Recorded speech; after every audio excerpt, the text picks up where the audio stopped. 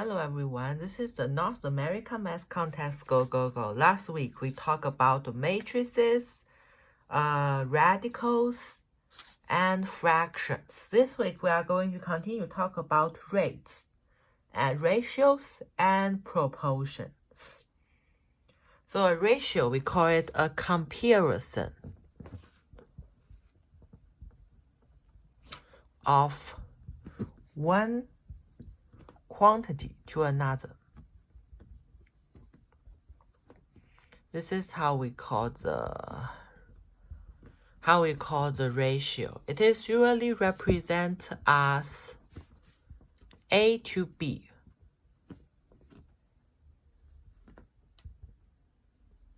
Which means, let's make an example of apples and oranges. So apples and oranges have a ratio of A to B. This means that for every A apples, there is an amount of B oranges.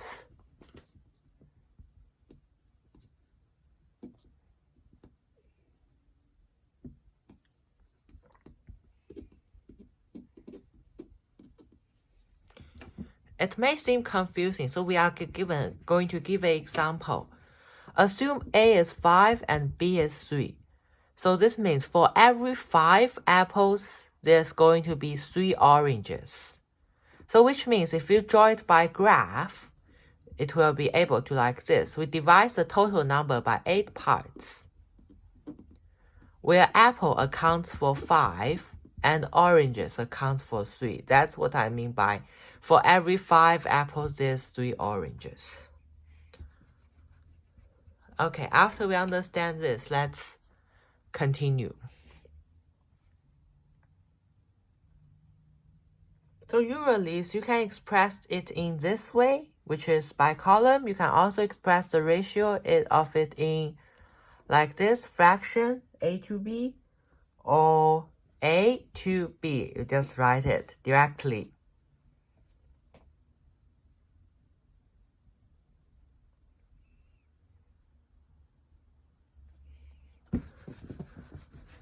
Just a reminder.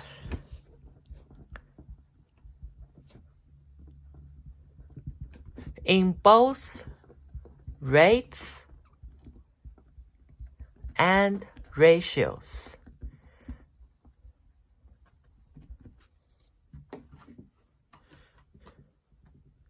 you need to express them in the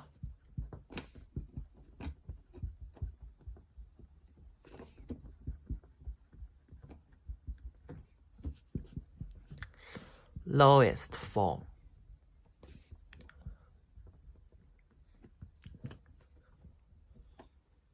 After you understand this is going to be important in the ACT choice. Like, it is a very important knowledge that you should know, because if you fail to achieve that, you will lose a lot of points. Like, if a problem you don't write the rate or ratio in the lowest form, they will not give you any points.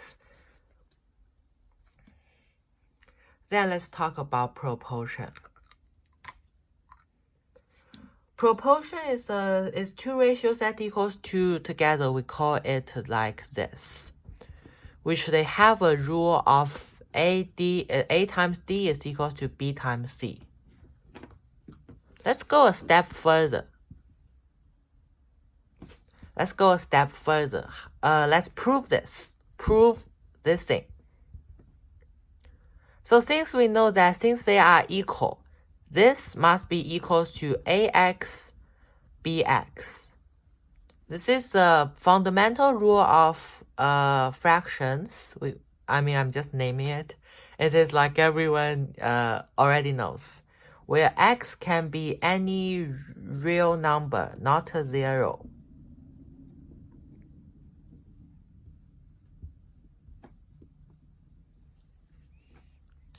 So what then we can do is we can use this to compute new things. We can use this to get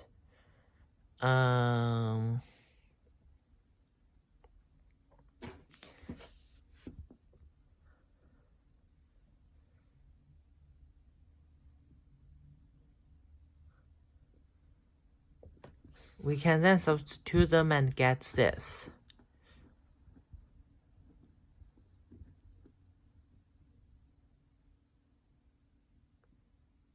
Then we can put that A is equivalent to A, D is equivalent to BX, B is equivalent to B, C is equivalent to AX.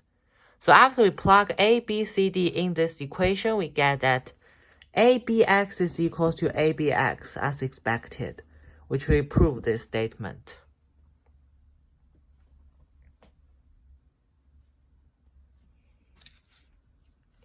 Similarly, you can use it also in ratios. This is a transformation of it in ratio.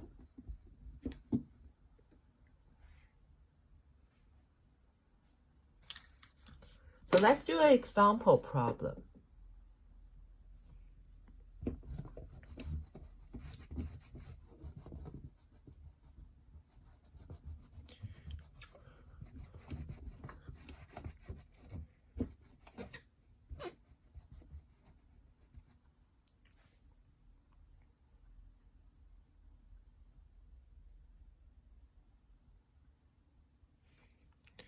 So you need to find, so given for every game,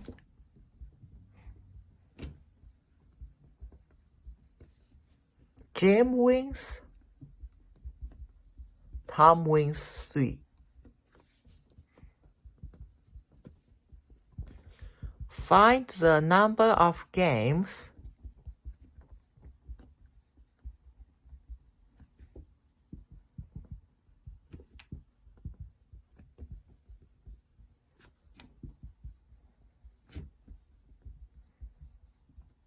so we set this as X.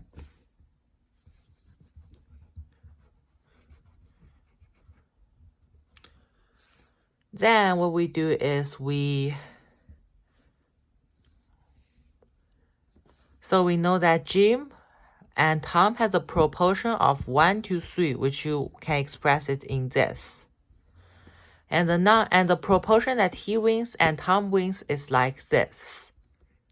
So we can list out a formula like this way, where 1 refers to every game Jim wins, 3 is equivalent to the game of Tom wins, 30 is the problem says when Tom wins 30, and X is what we want to get. So we can just do multiplication, cross multiplication. So remember the formula, AD is equal to BC, where A is equal to 1, D is equal to 30, B is equal to 3. Therefore, 1 times 30 divided by 3 is C is equal to 10, which we get that X is equivalent to 10, which means that Jim wins 10 games when Tom wins 30.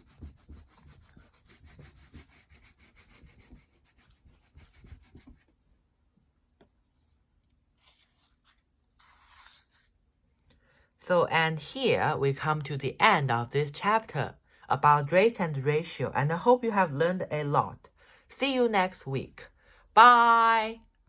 In fact, problems, they have many solutions, and my solution is only a part of them. If you have more challenging solutions, please comment below. And don't forget, I will also post my problems there. See you tomorrow!